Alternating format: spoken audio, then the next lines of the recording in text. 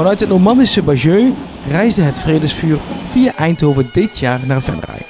Vrijdagavond brachten lopers van ATV Venray het naar het gemeentehuis voor een speciale vrijheidsceremonie.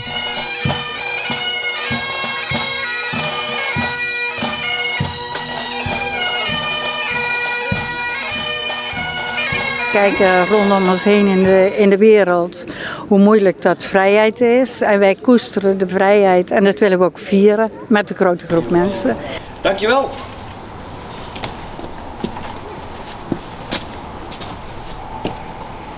Wij hebben 11 gemeenten die deelnemen aan onze ceremonie. En elk jaar is een andere gemeente gastgemeente. Nou, de vraag van Venray die kwam van, mag het een keer bij ons? Nou, wij juichen dat alleen maar toe. De stichting om het vuur naar de peel te brengen is in 2019 gestart. Bij elke vergadering kwam eigenlijk naar voren, wij willen iets met het vuur doen. Nou ja, goed, toen hebben we gezegd, als we nou eens kijken of dat we samen iets met het vuur kunnen doen. En dan kijken, hè, samen kan je natuurlijk altijd meer bereiken dan alleen.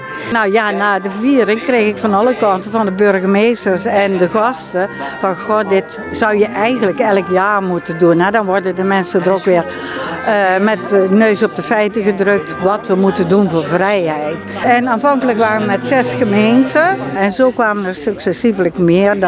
We hebben toen op een gegeven moment de burgemeester van Pelen-Maas wilde het graag een keer organiseren. Maar die zei, ja, wij liggen zo dicht bij Nederweert. Dan moet je mevrouw Op de Laak ook vragen. Nou ja, doen we. Zo ging dat een beetje. En toen hadden wij echt, de verhouding was een beetje scheef. 7 gemeenten aan de Brabantse kant. En we hadden er nog maar 2 aan de Limburgse kant. Dus toen hebben we gezegd, weet je wat, we vragen Venray en we vragen Horst en de Maas. Dus hebben we een heel mooi kringetje om de grens. Wat ook heel positief is natuurlijk, dat we een beetje grensoverschrijdend werken. Dus de Limburgse en Brabantse grens is niet heilig. Ook de oorlog ging de grens over, maar de vrede ging ook de grens over. Na de ceremonie ging het vuur verder op pad naar de overige peelgemeenten.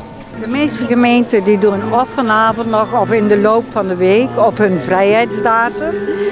Doen ze nog een kleine viering bij een monument of bij de kerk of wat dan ook. Maar dat bepalen de gemeenten zelf.